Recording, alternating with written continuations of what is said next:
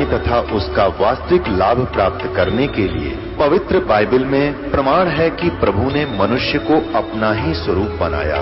6 दिन में सृष्टि रचकर 7वें दिन विश्राम किया। कुरान शरीफ में प्रमाण है कि हजरत मोहम्मद को खुदा स्वयं कह रहे हैं कि मैंने तुम्हें उस परमात्मा की महिमा बताने के लिए भेजा है। वो परमात्मा कबीर है जिसने 6 दिन में सृष्टि रची तथा 7वें दिन तख्त पर जा विराजा। उसकी खबर किसी बाखबर से पूछ कर तो देखो। कृपया अवश्य सुनिए जगत गुरु तत्वदर्शी संत रामपाल जी महाराज के अमृत वचन। अब यहाँ फिर शंका होगी आपके कि अक्सर पुरुष एक पेड़ है, निरंजन वा की डार, तीनों देवा शाखा, फिर पात रूप संसार। क्या इससे सिद्ध है कि क्या हम ब्रह्मा विष्णु महेश फिर हमारे दुश्मन है? बिल्कुल साथी है, दुश्मन नहीं है। ये साथी जब होंगे जब इनको सदुपयोग करेंगे। अब जैसे अक्सर पुरुष एक पेड़ है, निरंजन वा की डार और तीनों देवा शाखा है, ये पात रूप संसार। अब पौधा हमने ऐसे बीजना है, इसकी भक्ति करेंगे हम परमात्मा की, इसकी पूजा करेंगे, इस जड़ की, और जड़ में खुराक डालेंगे भक्ति रूपी सत भक्ति, और फिर वृक्ष की इस अक्षर पुरुष से यहाँ जाएगी खुराक, यहाँ से आएगी, और इन टहनियों का फल लगेंगे फिर, और ये फिर हमें लाभ देंगे। वास्तविक लाभ ये तब देंगे जब हम इसकी ऐसे भक्ति करेंगे, ये हमें बहुत प्यारे लगेंगे। अब हम कैसे कर रहे हैं वो गलत बता रहे हैं गीता में।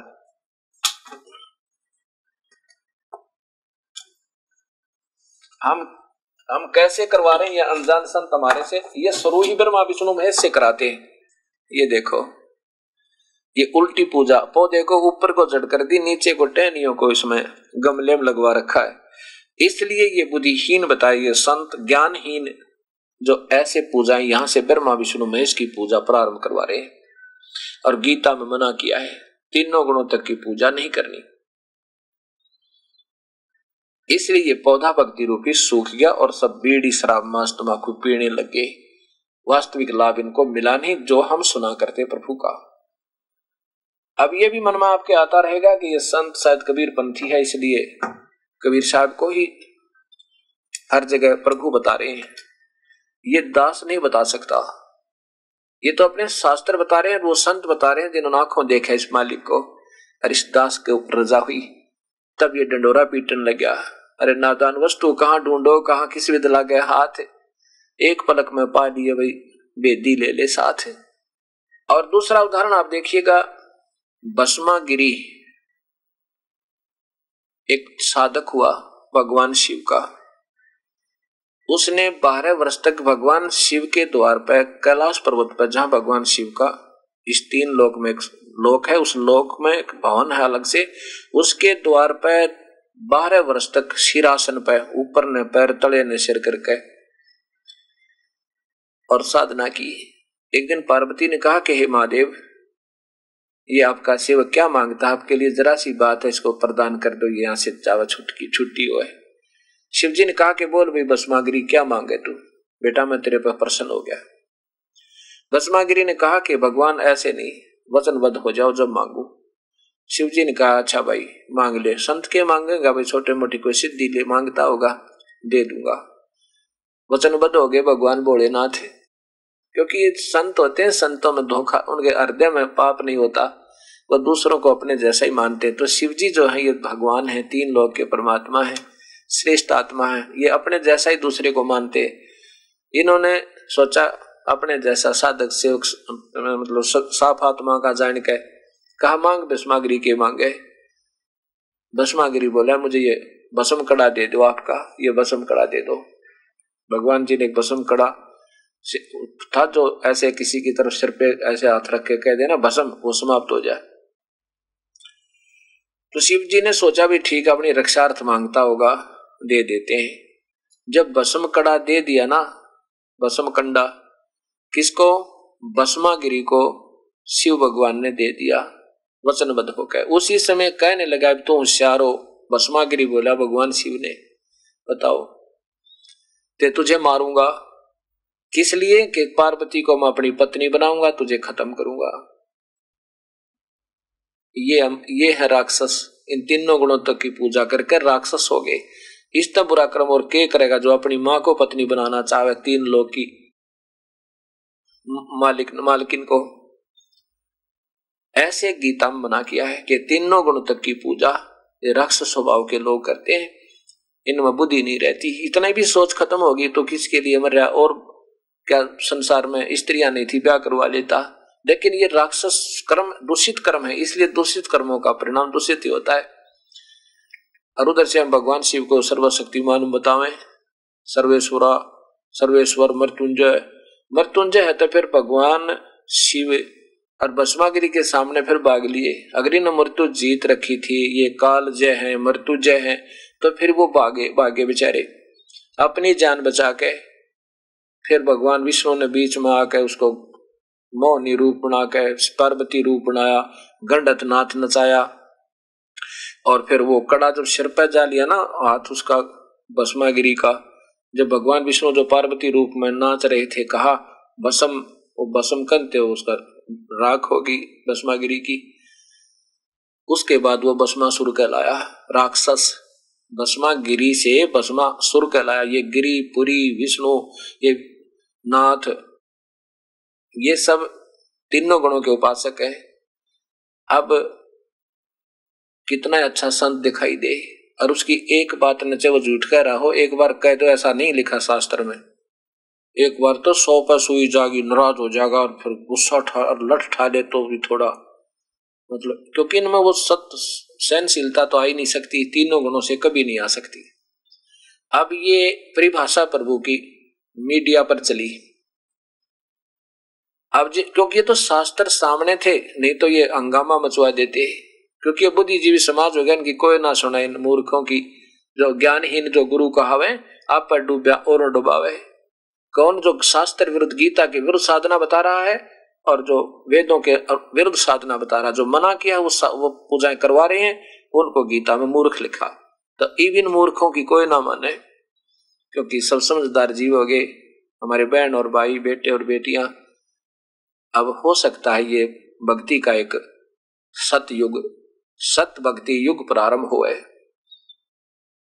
बहुत आसान भक्ति, ना किधर जंगल में जाना, ना जटा बढ़ाना, ना तप करना, ना व्रत रखना, अपना विधिवत साधना, चलते फिरते काम करते अपना भक्ति करो। ऐसे ये गीता जी का ज्ञान दिया है। और फिर कहा कि वो काल भगवान कह रहा है कि मेरी भक्ति भी घनी अच्छी नहीं, अनुत्तम है। मेरे द्वारा दी जाने वाली राहत भी ठीक नहीं है, अनुत्तम है। अब ये 7वें अध्याय का 15 तक आपने सुन लिया। इसमें क्या बताया, आपने पढ़ भी लिया और सुन भी लिया। अब 16वें में लिखा है कि अर्जुन, मेरी जो ब्रह्म साधना करने वाले वेदों के अनुसार जिनको ज्ञान हो गया कि एक प्रभु की भक्ति करनी है, अन्य की नहीं करनी, वो भी फिर 4 प्रकार के करते हैं। चतुर्विधा भजन्ते माम जना सुकृतनः, अच्छे कर्म करने वाले। अब देखो वो दुष्कर्म है, तीनों गुणों की पूजा, और ये सुकृतिन लिखा है अच्छे कर्म। भक्ति के अच्छे कर्म वेदों अनुसार, गीता अनुसार, अन्य है वो दुष्कृतिन। ये अध्याय नंबर 7 है, और ये 15वें में लिखा कि वो दुष्कृतिन। पहले ये फिर भी देख लो 15वां अध्याय। माया के द्वारा जिनका ज्ञान हरा जा चुका है, त्रिगुणमयी माया, क्योंकि ऊपर से त्रिगुणमयी माया चल रही है। ऊपर देखियो 14वें में लिखा है, क्योंकि यह अलौकिक त्रिगुणमयी मेरी माया बड़ी दुस्तर है। इसमें वही प्रमाण है कि उस त्रिगुणमयी माया के द्वारा ब्रह्मा विष्णु महेश के द्वारा जिनका ज्ञान हरा जा चुका है, वो आसुर स्वभाव को धारण किए मनुष्यों में नीच, और ये दुष्कृतिन बुरे कर्म करने वाले मूर्ख लोग मुझको नहीं बचते। अर्जुन ब्रह्म कह रहा है श्री कृष्ण में प्रवेश करके। यहाँ देखो अब 16वें में लिखा कि मेरी पूजा भी, ब्रह्म साधना भी 4 प्रकार के करते हैं। वो सुकृतिन है, वो अच्छे कर्म करने वाले। ये अच्छे कर्मों में ब्रह्म साधना से अच्छे कर्म शुरू होते हैं, भक्ति मार्ग के। उनसे नीचे के दुष्कृतिन है तीनों गुणों से, और भूत पितर तीर्थ व्रत पिपल की पूजा, जाति की पूजा, ये दुष्कृतिन है। ये सुकृतिन भी 4 प्रकार के करते हैं, आर्त माने जो बीमार, रोग कटवाने वाले, जिज्ञासु परमात्मा के ज्ञान संग्रह करने वाले, अर्थार्थी अपने स्वार्थ में पूजा करने वाले जैसे किसी कार्य की सिद्धि के लिए, और ज्ञानी।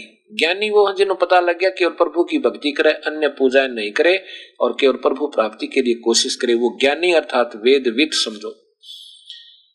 ये 4 प्रकार के मुझे बचते हैं। फिर बताया कि जो उनमें से, अब देखो इसमें कमाल कर दिया, तेसाम,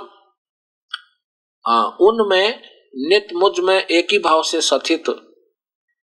इसका वैसे वास्तविक अर्थ यहां से देखो, तेसाम माने उन, ज्ञानी माने ज्ञानियों में नियुक्त, तेसाम माने उनमें ज्ञानी, जो ज्ञानी हो गया ना, जिसको पता लग गया कि भगवान की भक्ति करें, अन्य नहीं करें और केवल प्रभु प्राप्ति के लिए करें, नित्य युक्त मेरे में, मतलब उस प्रभु में आम सीधा सच्चे ढंग से लगा हुआ, एक भक्ति, केवल अनन्य मन से भक्ति करे, ब्रह्मा विष्णु महेश भूत पूजा सब त्याग के एक भक्ति, अनन्य मन से भक्ति करे, वो विशेषता है, वो बहुत प्यारा है, वो मुझे बहुत प्यारा है और उसे मैं प्यारा हूं।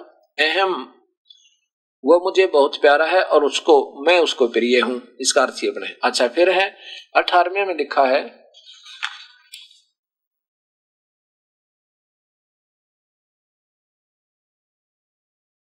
ये सभी, अब इससे देखना पड़ेगा हमने मूल संस्कार से। ये 18वां है, उदारा सर्व एत ज्ञानी, ये ज्ञानी आत्मा से तो बेचारी उदार, उदार का अर्थ है कि अपना जीवन भी दे दे, अपना सिर भी सौंप दे प्रभु प्राप्ति के लिए। उदारा माने कुर्बान होने वाले, सर्वस्व लुटा देने वाले आत्मा में मतम, ये मेरा मत है, मेरे विचार में ये ज्ञानी आत्मा सभी उदार हैं। ये तो अपने हिसाब से लिख रहे हैं भक्ता संत, इन्होंने ज्ञान जैसा था।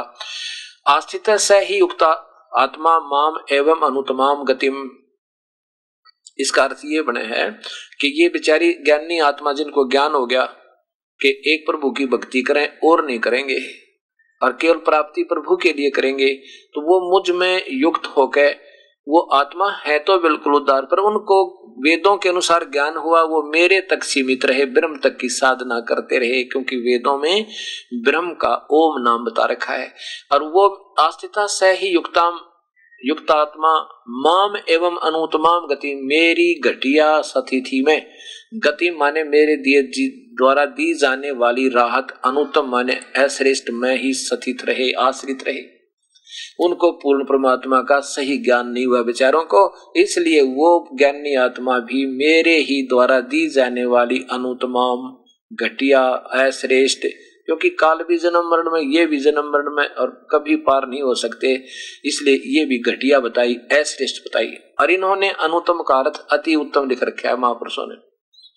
किसी भी आज तक के अनुवाद करता की या गीता उठा के देख लेना, अनुतमाम का अर्थ अति उत्तम, अरेका देने चतुर ने लिख रखा, और उच्चतर, यहाँ उच्चतर लिख दिया, उच्चतर का अर्थ भी उत्तम ही होता है। अनुतमाम माने यहाँ अश्रेष्ठ लिखना था, अरे सीधा सरलार्थ हो जाता, सरलार्थ मेरी अति अश्रेष्ठ मुझ गति में, मुझ में ही स्थित है, स्थिति में स्थित है, अर्थात ये आगे इसमें कमाल कर दिया। देखिए संस्कृत आसानी से समझ में आ जाएगी, इनके सरलार्थों से आपको ये आसानी से समझ में आओगी। क्या लिखा 19वें में, ये प्रमाण दिया है भगवान ने कि ये बहुत जन्मों के बाद भी मेरी भक्ति करते हैं, बड़ी पुण्य आत्मा, नहीं तो ब्रह्मा विष्णु महेश माता मसाणी तीर्थ व्रता पर चक्कर काटे जाते हैं कर्महीन इंसान। और बहुत जन्मों के बाद कोई ऐसा भक्त आत्मा है जो मेरी पूजा ढंग से ब्रह्म साधना करता है, लेकिन वासुदेव सर्वमिति से महात्मा सुदुर्लभ है।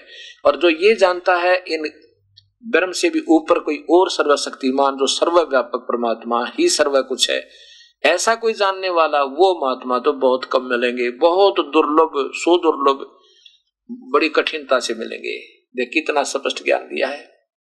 अब गीता जी के ज्ञान को ऐसे समझाना था अपने भक्त समाज को। इसमें क्या प्रमाण दिया है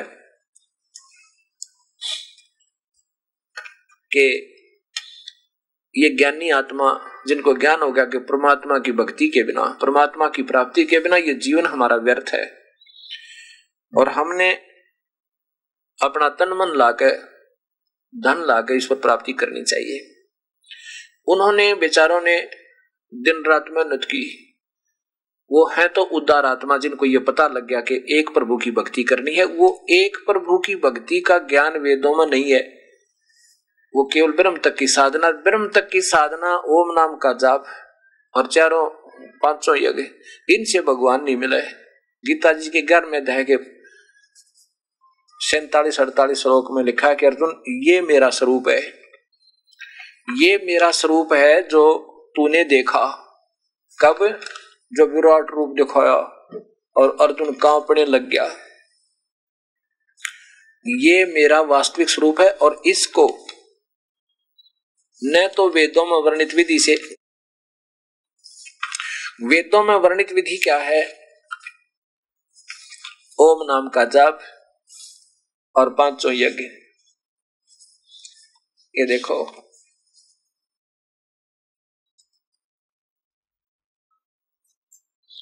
गीता जी का अध्याय नंबर ये 13, 11, अध्याय नंबर 11 और श्लोक नंबर 47-48, ये 47 है। और इसमें कहा कि हे अर्जुन, अनुग्रह पूर्वक मैंने अपनी योग शक्ति के प्रभाव से ये मेरा परम तेजों में सबका आदि सीमा रहित विराट रूप तुझको दिखला, जिसे तेरे अतिरिक्त दूसरे किसी ने पहले नहीं देखा। इसमें स्पष्ट लिख रखा कि तेरे सिवा पहले कभी किसी ने नहीं देखा। और ये मेरा वास्तविक रूप समझो। ये कैसे? हे अर्जुन, मनुष्य लोक में इस प्रकार विश्व रूप वाला मैं न तो वेदों और यज्ञों के अध्ययन से अर्थात वेदों में वर्णित विधि से और न दान से, न यज्ञों के यज्ञ से, न अध्ययन से, इन गीता ज्ञाता के पाठ से भी नहीं मिलूंगा, स्पष्ट लिखा है, और न क्रियाओं से और न उग्र तपों से तेरे अतिरिक्त दूसरे द्वारा देखा जा सकता हूं। अब मैं जो तुझे दिखाया मैंने रूप, ये तो तेरे पे कृपा करके दिखा दिया। ये मेरा ना वेदों वर्णित विधि से किसी प्रकार भी नहीं देखा जा सकता। इससे सिद्ध होता है कि वेदों में वर्णित विधि से प्रभु प्राप्ति नहीं है, अन्य बेनिफिट और लाभ है, अदर बेनिफिट है। वो क्या है? स्वर्ग, महास्वर्ग में देव बन जाना, महादेव बन जाना, इस तरह के उसके लाभ मिल सकते हैं, बाकी प्रभु नहीं मिलता। अब इसी के 53 और 54 श्लोक में इसमें क्या बताया है? अब यहां उलझा देंगे वो बॉडी, ये नादान संत आपको नोकेंगे। आगे 53-54 में लिखा है कि मैं पाया जा सकता हूं अनन्य भक्ति थे। वो कैसे? कौन सा रूप? चतुर्भुज रूप में ये काल वहां रहता है ब्रह्मलोक में, वह माँ ब्रह्मा, महाविष्णु, महाशिव रूप में। और वो चतुर्भुज रूप के भी दूर से दर्शन, जैसे ब्रह्मा विष्णु महेश को विमान में बिठा के आपने देव भागवत महापुराण का 3रा सकंद देखा था, दूर से दिखा दिया, अपनी कर पाते हैं। अनन्य उपासक जैसे ये ब्रह्मा विष्णु महेश बहुत पुण्यात्मा थी और ये पहले की, और इनको फिर अपने घर पर जन्म दिया, अपनी पत्नी से उनको जन्म दिया और फिर इन्हीं को कृपा करके अनन्य मन के उपासक थे ही थे, दूर से दर्शन दिखा दियो, देखो वो विमान में बैठा के ऐसे वो दर्शन दे सकता है। और बाकी चाहे को किसी नाम का जाप करते रहो, प्रभु नहीं मिल सकता। ये अनदान संत कहते हैं, भगवान ने गीता में लिखा कि मैं वेदों वर्णित विधि से नहीं मिलूंगा। फिर कैसे मिलेगा? राधे राधे श्याम मिला दे, राधे राधे श्याम मिला दे। ये कहां लिखा है राधे राधे श्याम मिला दे? ये कैसे मिलेगा? फिर मतलब इन्होंने अटकड़ें लगाकर अपने जाल में जीवन को उलझाने की का ये कार्य है। अब इसमें अर्जुन दुखी होकर बोला, भगवान मेरे भी आपका रूप इतना भयंकर विकराल रूप देखा नहीं जाता, आप कृपा अपने उसी रूप में आओ, चतुर्भुज रूप में। तो वो भगवान काल अपने चतुर्भुज रूप में आया, जो ये ब्रह्मलोक में रहता है, महाविष्णु रूप में। उसके बाद फिर कृष्ण रूप में आ गया, कृष्ण रूप दिखा दिया। तो अब उसमें कहा कि जो ये चतुर्भुज रूप जो तूने मेरा देखा ना, ये भी बड़ी मुश्किल से दिखाई देता है। ये देखो, इस लेखक, इस जयदयाल गोविंद का ने बहुत अच्छी कोशिश की है गीता जी के जितना सुलझा सका, इन्हें यथार्थता की तरफ ले जाने की कोशिश की है। लेकिन ये स्वयं ही बेचारा जहां नहीं समझ पाया, फिर इसने भी अधूरा छोड़ दिया। अब ये देखो 53 और 54, ये गीता अध्याय नंबर 11, यहां देखो ये 52 है। मेरा जो चतुर्भुज रूप तूने देखा, ये 52 और 53 में, जो तूने देखा अर्जुन है वो भी सुदुर्लभ सुदृश है, वो भी जल्दी से आसानी से नहीं देख सकता कोई। आइया देखो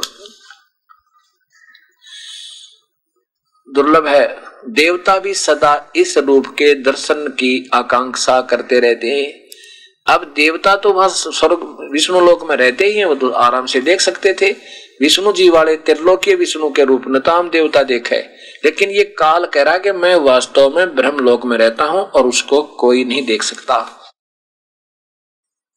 जिस प्रकार मुझको देखा चतुर्भुज रूप में, इस प्रकार चतुर्भुज रूप वाला मैं न वेदों से, न वेदों से, न तप से, न दान से, न यज्ञ से देखा जा सकता हूं।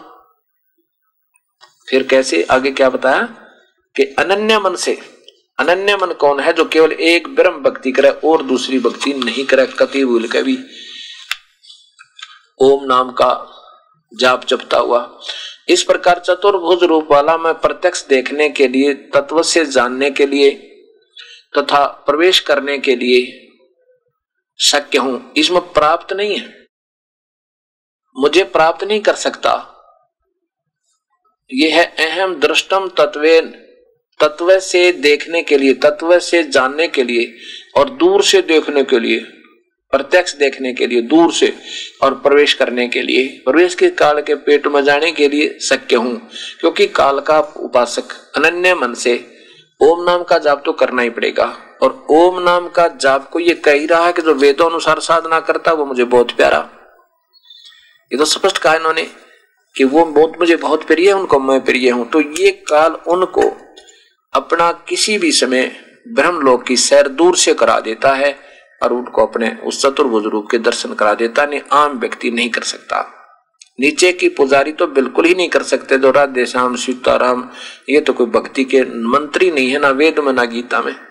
ये तो स्वीट टेबलेट्स है, मीठी गोलियां, ये कभी पार नहीं हो सकती।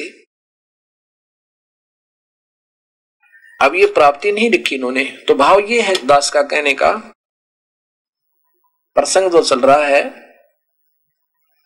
कि वासुदेव सर्व इति, हाँ, इन 3 वेदों में वर्णित विधि से प्रभु तो नहीं पाया जा सकता, अन्य लाभ हो सकते हैं। अब ये ज्ञानी आत्मा है तो उद्धार। अब ये प्रसंग फिर चलेगा। और जिनको ज्ञान हुआ कि एक प्रभु की भक्ति करनी है, अब जैसे महर्षि दुर्वासा जी, महर्षि कपिल मुनि जी, महर्षि चुनक जी, इन्होंने एक प्रभु की भक्ति वेदों अनुसार प्रारंभ की, ओम नाम के जापते और मेडिटेशन ध्यान थे। अब जैसे कई संत, आज कलियुगी संत केवल ध्यान पर कहते, ध्यान लगाओ बस, अंदर का आनंद न्यारा है, अंदर का आनंद न्यारा है। अब मजदूर आदमी, दिन में खेत में काम करने वाला, जमींदार, दुकान पर बैठने वाला, नौकरी करने वाला कितनी देर मेडिटेशन कर सकता है? और ये हजारों वर्ष मेडिटेशन ध्यान करने वाले की क्या दुर्गति होती है, वो अब सुनना।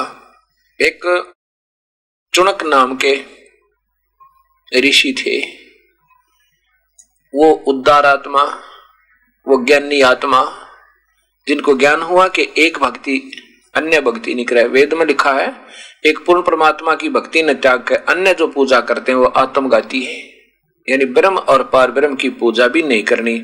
अब ब्रह्म कहता है कि नीचे की भक्ति तो बिल्कुल व्यर्थ है और ब्रह्म की भक्ति से बहुत लाभ है। ब्रह्मा विष्णु महेश और नीचे की पूजाएं जो देवी देवी की तुम करते हो, इनसे तो 1000 गुना ब्रह्म की साधना अच्छी है, लेकिन ये भी अनुत्तम है, श्रेष्ठ नहीं है। क्योंकि जन्म मरण मिटे नहीं, काल का आहार बने बिना रह नहीं, और फिर पुण्य कर्म समाप्त होने के बाद 84 लाख जोनियों में जाना अवश्य पड़ता है। ये नियम है, क्योंकि पाप इतने हो जाते हैं उनके साथ साथ वो भी भोगने पड़ते हैं, इसलिए ये अनुत्तम कहा। इस विद्वान पुरुष चुनक ऋषि ने ज्ञान हुआ कि वेदों में लिखा है एक प्रभु की भक्ति करे, अन्य की नहीं करे, और वेदों में ओम नाम का जाप और ध्यान की विशेषता। उन्होंने कई हजारों वर्षों तक मेडिटेशन किया, ओम नाम का जाप भी किया और फिर ध्यान किया, और मान लिया कि आपने अपनी साधना सही है और जो वेदों में वर्णित है निश्चिंत होकर लगा हुआ। और ये काल बड़ा तेज है, अब भक्ति करवा कर इसमें कुछ सिद्धि आ जाती है तप करवाने से, और फिर ये एटम बम बना लेता है इनको अपने ही प्रयोग करने के लिए। क्या हुआ, एक समय एक मानधाता नाम के चक्रवर्ती राजा,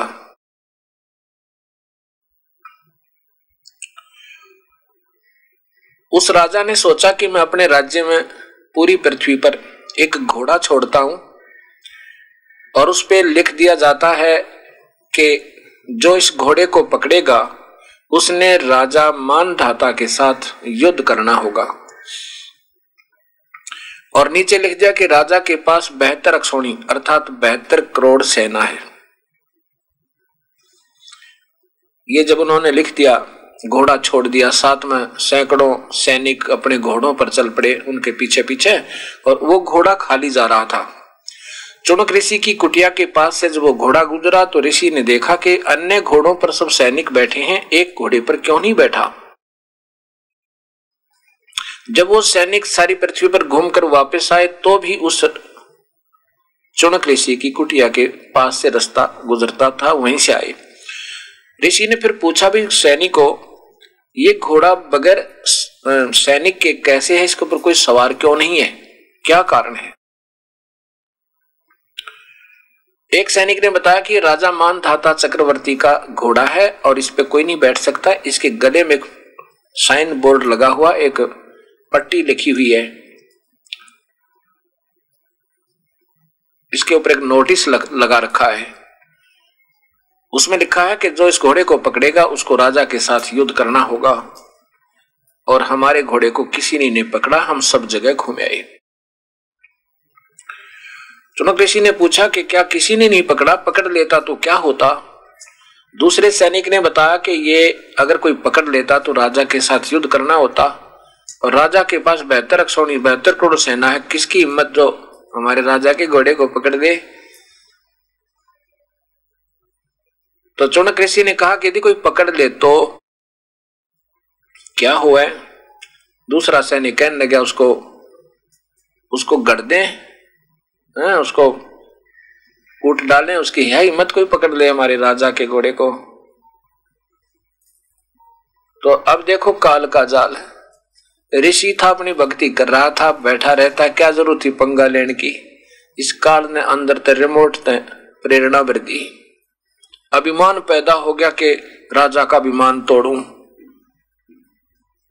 चुनक ऋषि ने कहा कि भाई मैं अगर पकड़ लूं इसके घोड़े ने और राजा मेरे से युद्ध कर ले, तो वो कहने लगे कंगाल, सैनिक कहने लगे अरे कंगाल, तेरे पास दाने खाने को नहीं और घोड़ा पकड़ा तो मानधाता चक्रवर्ती राजा का। चुनक ऋषि ने कहा कि ठीक है, अभी मैंने तो पकड़ दिया और बांध दो इसको।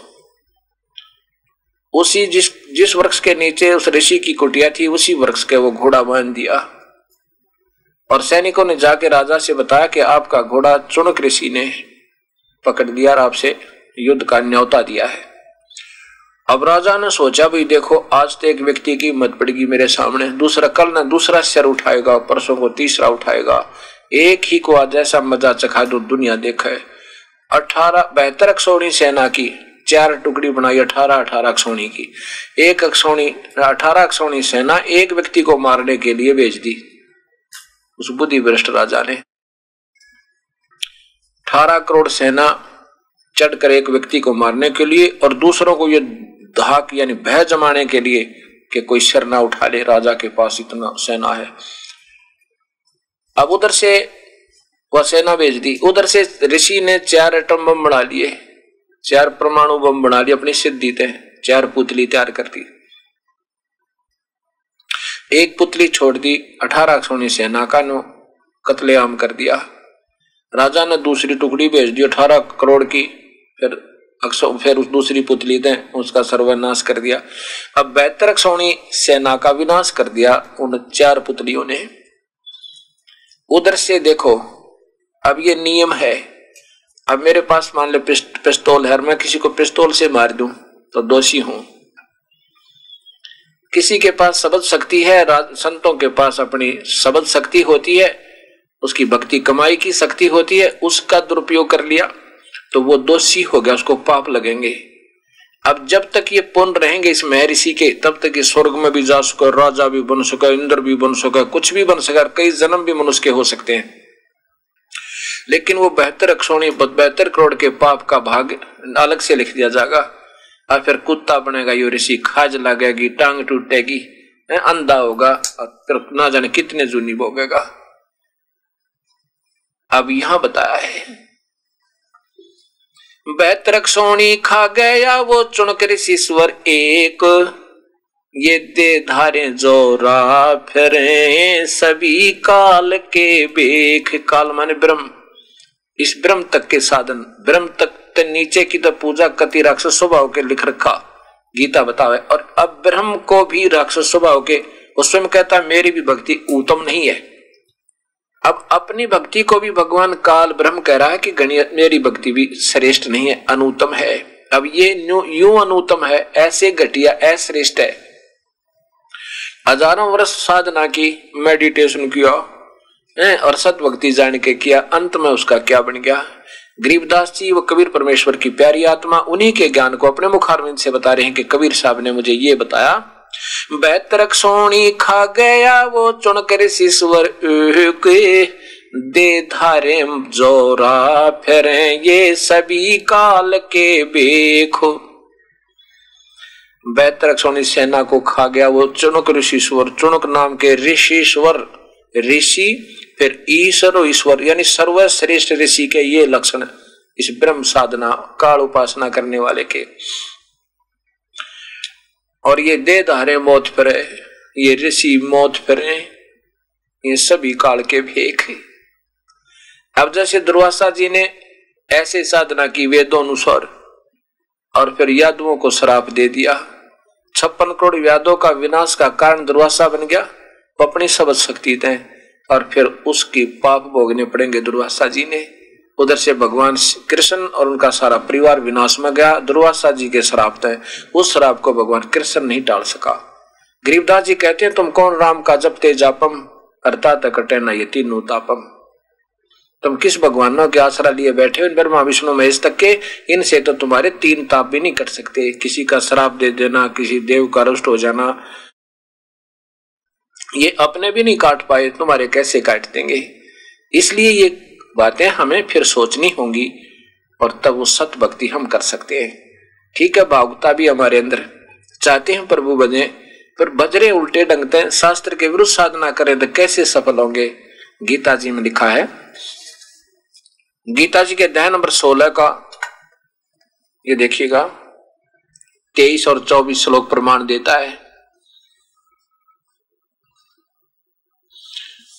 कि ये अध्याय नंबर 16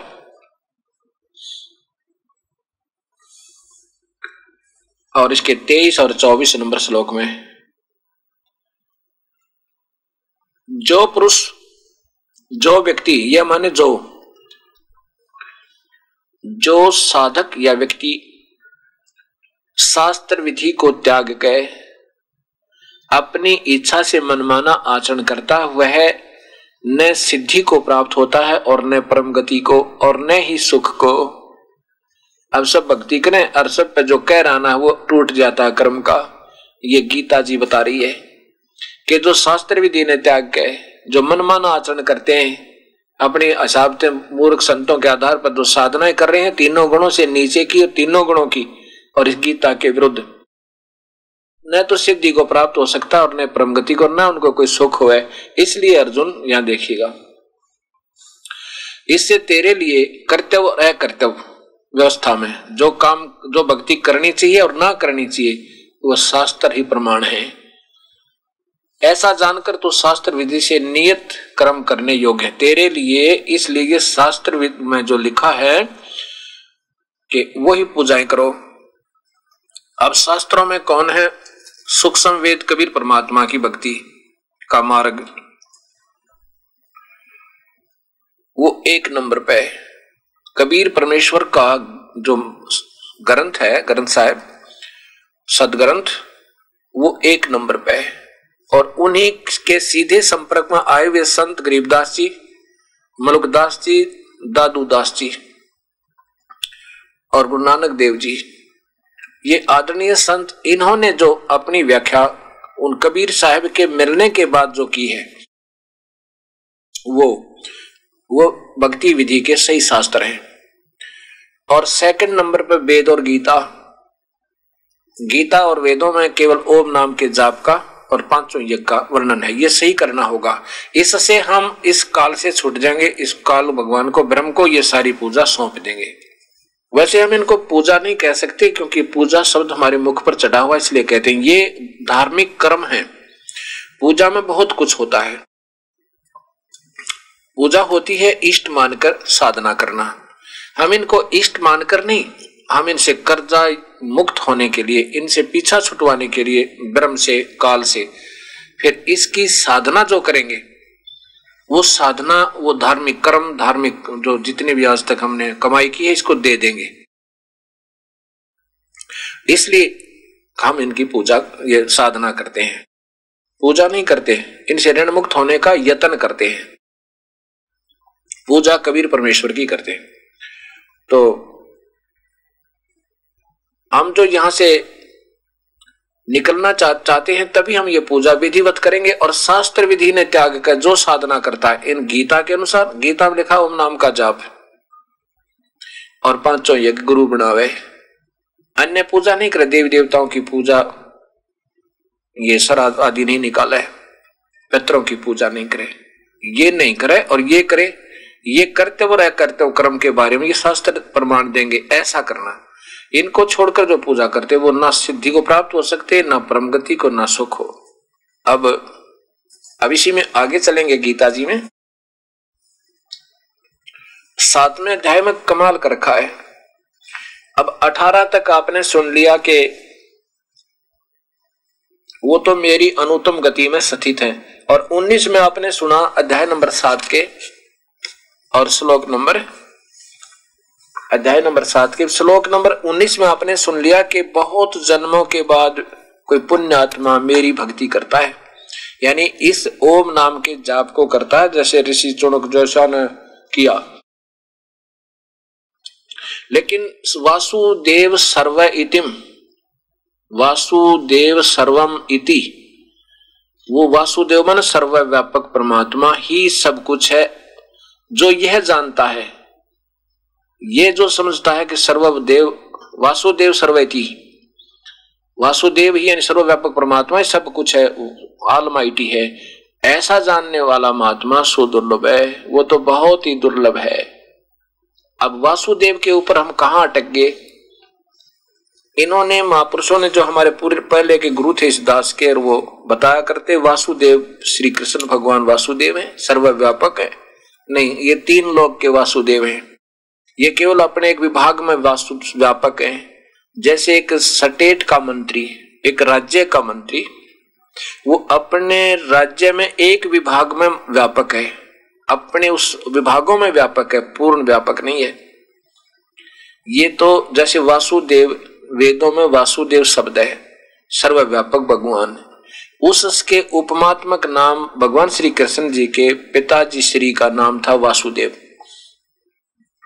अब इन गीता के आधार पर इन्होंने अनजान पड़े में श्री कृष्ण को ही ब्रह्म, इसको पर ब्रह्म, इसी को पूर्ण ब्रह्म, सर्वस्वा वासुदेव बना रखा। नहीं, अब अनजान पड़े में कोई ब्रह्म राज्य के मंत्री को मुख्यमंत्री, प्रधानमंत्री, राष्ट्रपति बतावे, वो कितना जानकार होगा, ये आप सोच लेना। वो कति अधूरा, व्यर्थ, उसके पास कुछ नहीं है, उसको कोई ज्ञान नहीं। वासुदेव का अर्थ है पूर्ण परमात्मा कबीर साहब।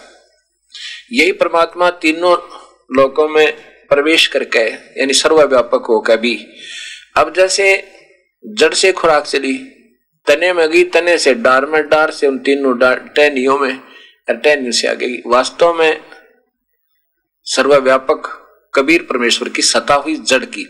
ऐसे जैसे प्रधानमंत्री अपने सब राज्यों में भी व्यापक है, अपने सब राज्यों में भी व्यापक है, मंत्रियों के विभागों में भी व्यापक है, मुख्यमंत्री के राज्य में भी व्यापक है, स्टेट में और सब स्टेटों में भी व्यापक है। वासुदेव प्रधानमंत्री हुआ वास्तव में।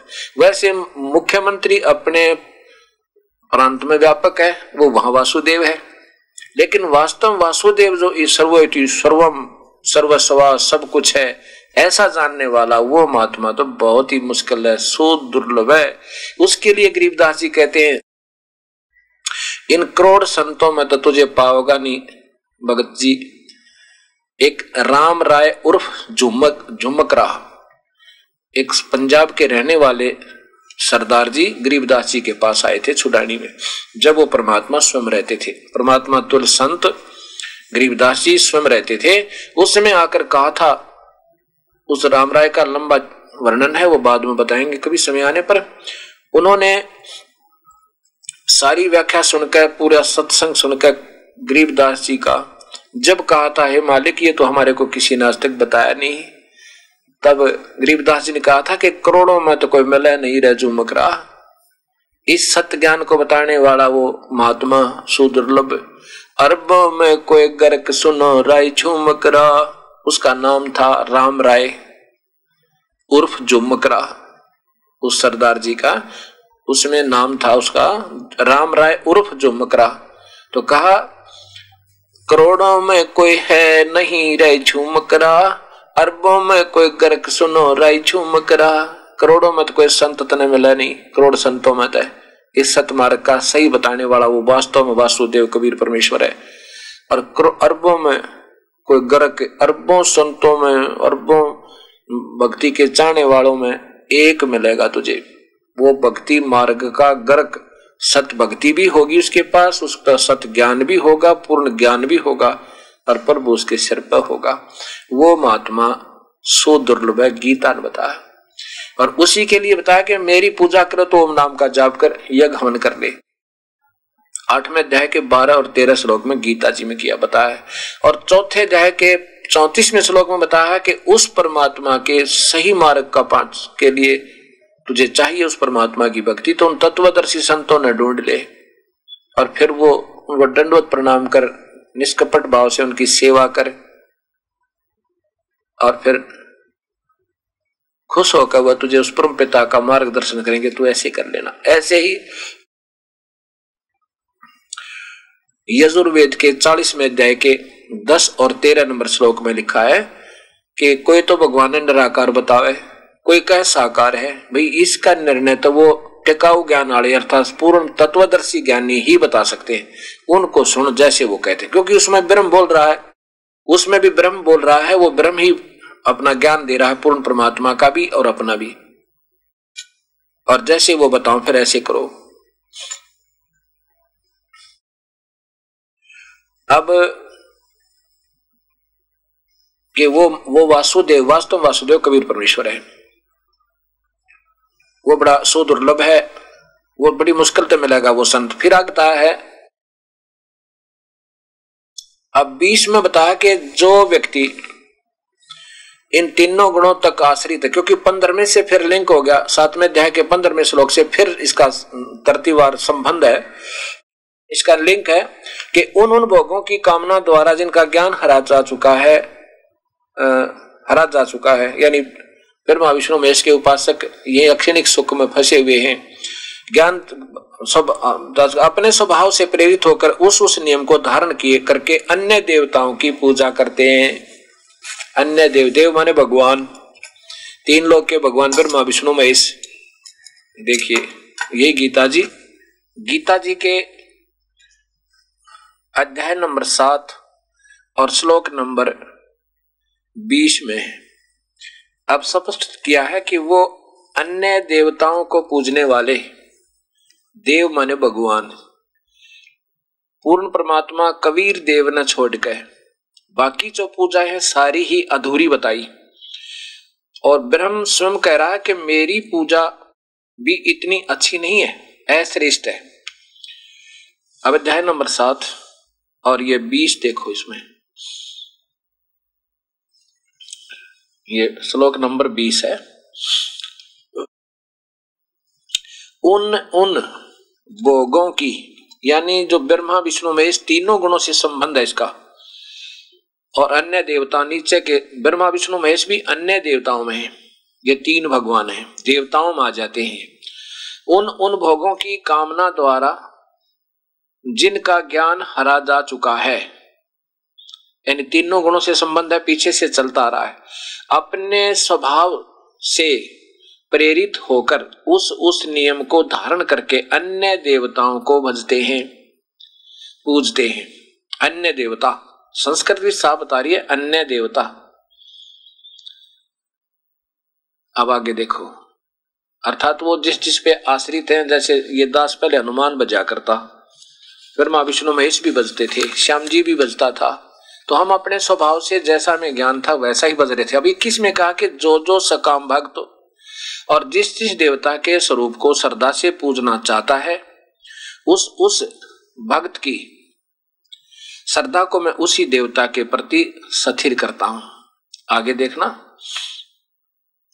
वह व्यक्ति उस श्रद्धा से युक्त होकर उस देवता का पूजन करता है और उस देवता से मेरे द्वारा ही विधान किए हुए उन इच्छित भोगों को निसंदेह प्राप्त करता है।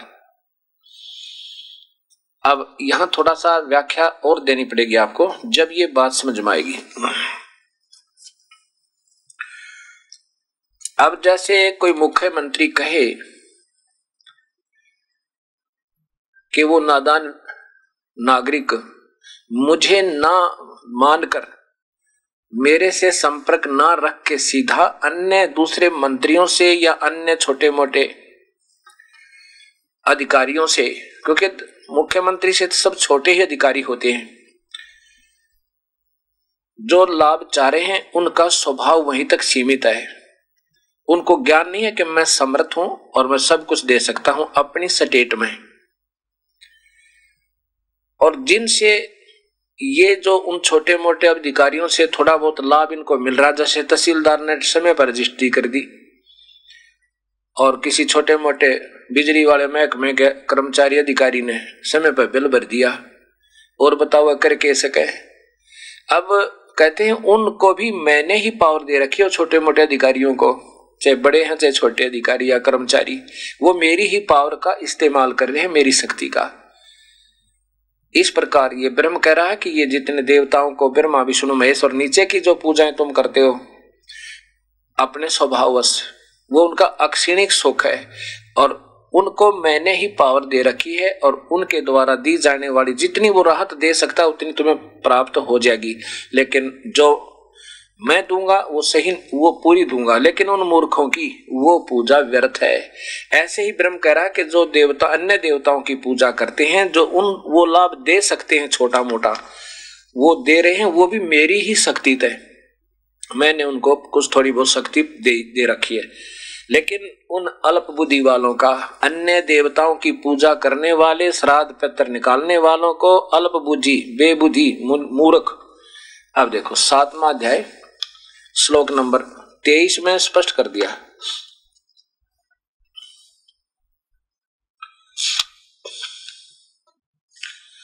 परंतु उन अल्प बुद्धि वालों का, अल्प बुद्धि वालों का वह फल नाशवान है, देवताओं को पूजने वाले देवताओं को प्राप्त होते हैं, और मेरे भक्त, ये तो अपनी मर्जी से लिख दिया, जैसे चाहे भजे, अंत में जैसे चाहे नहीं, केवल ओम नाम के जापते हैं। मत भक्ता, मत भक्त का अर्थ होता है शास्त्र अनुकूल साधक, मुझे ही प्राप्त होते हैं। अब देखो उन अल्प बुद्धि वालों का जो देवताओं के पुजारी है, क्योंकि तीनों देवता, देवा माने देवता, तीनों देवा ब्रह्मा विष्णु महेश,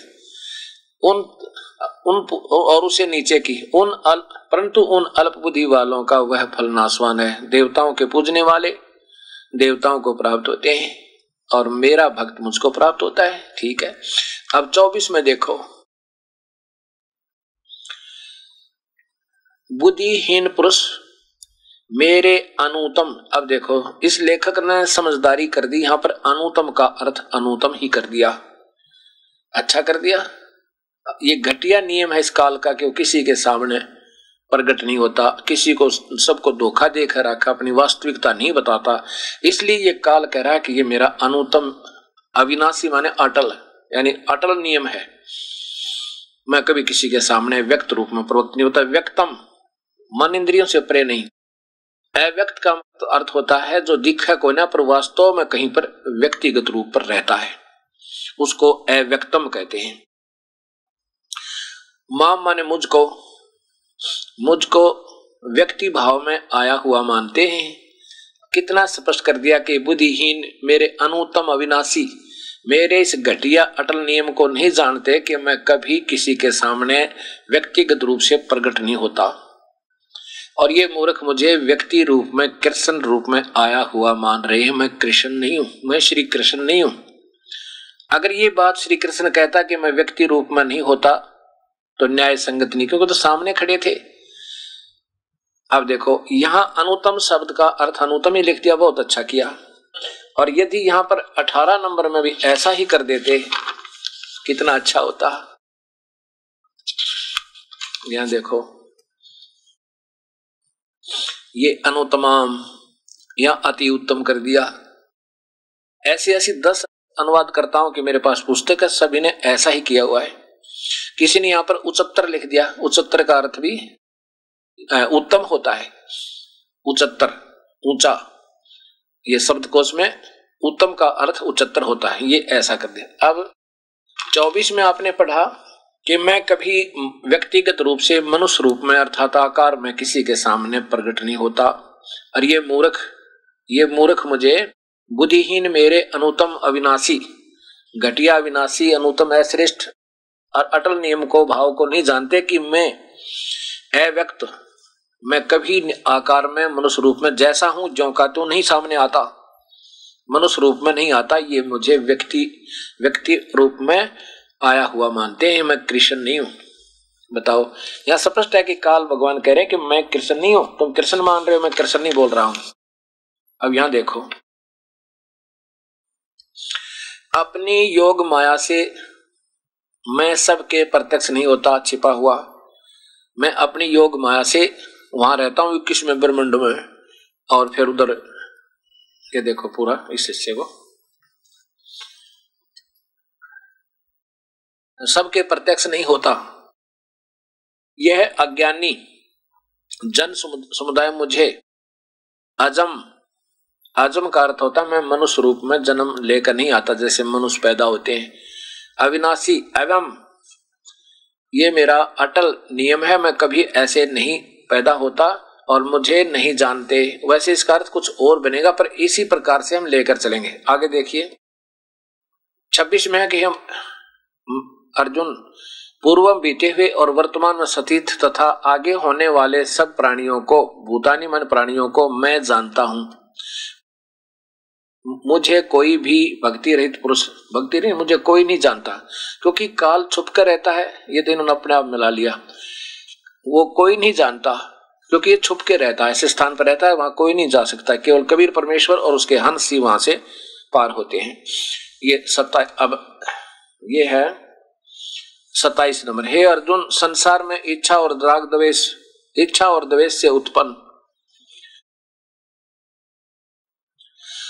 सुख दुख आदि रूप मोह से संपूर्ण प्राणी अत्यंत अज्ञात को प्राप्त हो रहे हैं। आगे देखो 28 में, परंतु श्रेष्ठ कर्मों का आचरण करने वाले जिन पुरुषों का पाप नष्ट हो गया, श्रेष्ठ आचरण माने विधिवत साधक करने वाले, पूर्ण परमात्मा की साधना करने वाले जिनका पाप नष्ट हो गया, वे राग द्वेष जनित दुख रूप द्वंद्व रूप मोह से युक्त दृढ़ निश्चय भक्त मुझको भजते हैं। अब देखो, जो सत भक्ति करते हैं उनके सब विकार पाप कर्म नरमा जाते हैं, तो फिर हम इसकी भजना का अर्थ होता है पूजा के, अर्थात इसकी प्रयत्न करते हैं भक्ति करने की। अब राग द्वेष किन के खत्म हुए हैं, आगे देखिए। अब 29 में देखना,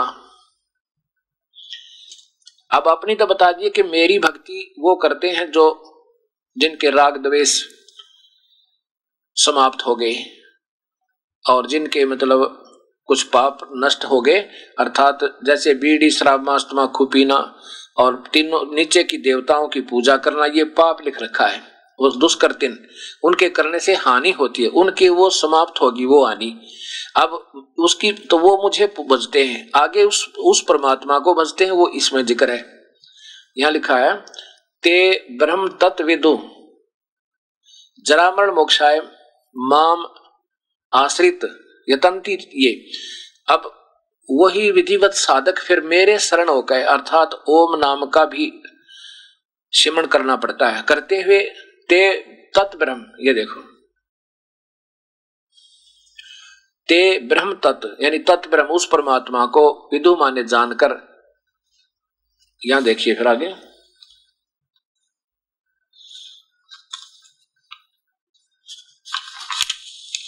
ये 29वां श्लोक है अध्याय नंबर 7 का। जो मेरे शरण होकर जरा मरण से छूटने के लिए यत्न करते हैं, वे पुरुष उस परमात्मा उस ब्रह्म को, पूर्ण अध्यात्म को तथा संपूर्ण कर्मों को जानते हैं।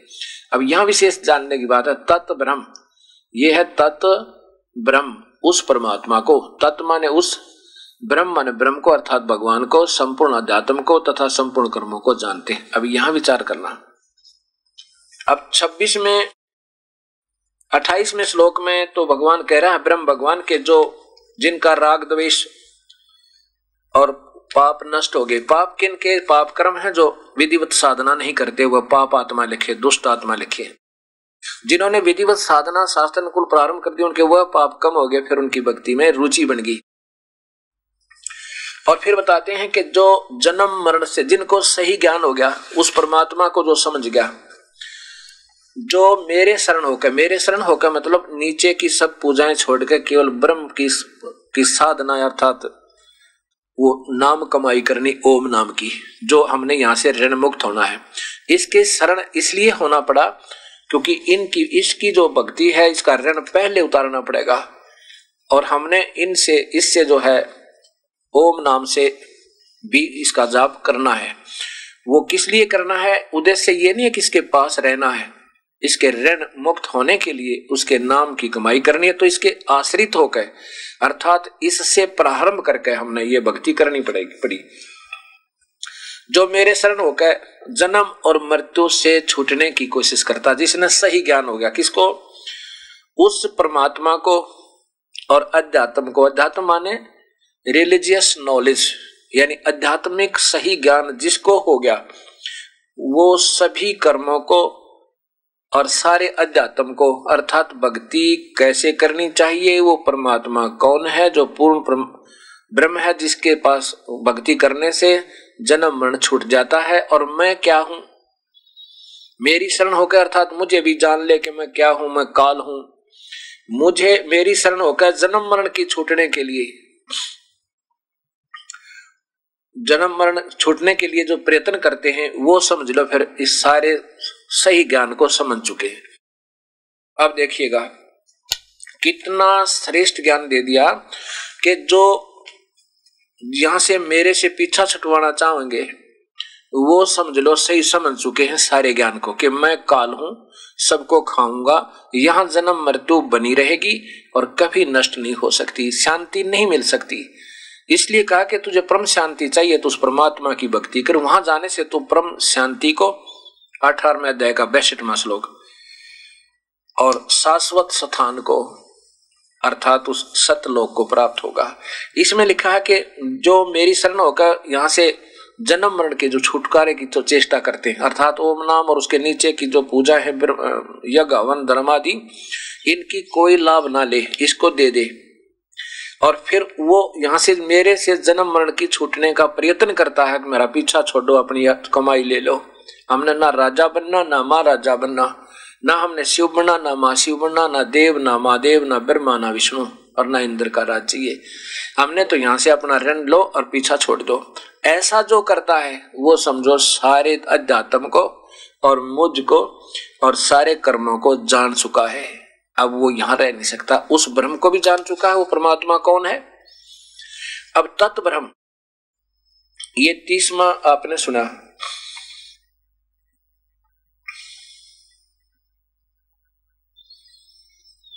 आगे लिखा 29वां आपने सुना। अब 30 में लिखा कि जो अधिभूत अधियज सहित मुझे अंतकाल में भी जानते हैं, वे युक्त चित्त वाले मुझे ही जानते हैं। अब इसका भाव ये है, वैसे सीधा सा 7वें अध्याय का 30वां श्लोक, कि जो अधिभूत अधिदेव अध्यात्म इन और अधियज, अधियज्ञ कौन है? अधियज होता जो यज्ञ में पूजनीय हो, जिसके निमित्त सबसे पहले भोग लगे, वो यदि अधियज कबीर परमेश्वर है, वो पूर्ण ब्रह्म है, सभी यज्ञों में प्रतिष्ठित वही परमेश्वर है। गीता जी के 3रे अध्याय का 14 और 15 श्लोक में। और मुझे कहता हूं सही जान चुका है। अब यहां 8वें अध्याय के प्रथम श्लोक में अर्जुन पूछता, प्रभु वो तत्परम कौन है? वो है कौन? वो परमात्मा, वो और भगवान जो आप बताओ। अध्याय नंबर 8 का प्रथम और द्वितीय श्लोक देखिएगा। ये अध्याय नंबर 8 है। इसमें लिखा किम तद ब्रह्म, किम तत् ब्रह्म। अब देखो, पहले ये देखना पड़ेगा आपने। ये देखो, यहां देखो, इसके साथ में अध्याय नंबर, इसमें ये 7 का अध्याय नंबर 7 का 29वां श्लोक है। ये 30 है, ये 29 है। जो मेरे शरण होकर और जरा मन से छूटने के लिए प्रयत्न करते हैं, वे तत्व माने उस ब्रह्म माने ब्रह्म को, उस ब्रह्म को और संपूर्ण अध्यात्म को तथा संपूर्ण कर्मों को जानते। अब यहां अर्जुन पूछे, भगवान वो तत्ब्रह्म है कौन? फिर ये 8वां अध्याय और श्लोक नंबर प्रथम। अर्जुन उवाच किम तत्ब्रह्म किम अध्यात्म किम कर्म पुरुषोत्तम पुरुषोत्तम अधिभूतम च किश किम प्रोक्तम अधिदेवम किम उच्यते। कि वो तत्ब्रह्म कौन है और क्या वो अध्यात्म है? हे पुरुषोत्तम, अधिभूत आदि किसको कहते हैं? ये ऐसा। तो यहां वह, हे पुरुषोत्तम, वह ब्रह्म क्या है? वह पूर्ण परमात्मा कौन है? वो दूसरा भगवान कौन है? अध्यात्म क्या है? कर्म क्या है? आज देखो, अब 3रे में भगवान उत्तर दे है। ये देखो अध्याय नंबर 3 में क्या उत्तर दिया भगवान? उवाच, श्री भगवान उवाच, परम अक्षर ब्रह्म है, परम अक्षर ब्रह्म, वो परम अक्षर ब्रह्म है, वो पूर्ण परमात्मा है। आगे इसमें बिल्कुल निर्णायक ज्ञान है, लेकिन इतना समय नहीं कि अभी कभी जब गीता जी के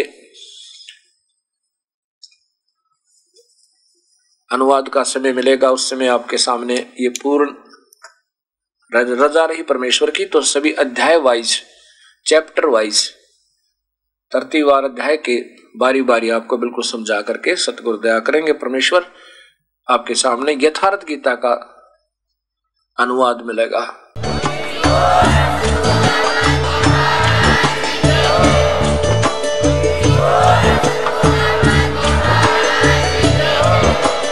आप सुन रहे थे जगत गुरु तत्वदर्शी संत रामपाल जी महाराज जी के मंगल प्रवचन। अधिक जानकारी के लिए विजिट कीजिए हमारी वेबसाइट www.jagatgururampalji.org। संत रामपाल जी महाराज जी के शुभ आशीर्वाद से पूरे विश्व भर में 500 से भी ज्यादा नाम दीक्षा केंद्र हैं, जिन पर संत रामपाल जी महाराज जी द्वारा ऑनलाइन निशुल्क नाम दीक्षा दी जा रही है। अपने नजदीकी नाम दीक्षा केंद्र का पता करने के लिए संपर्क करें 8222880541।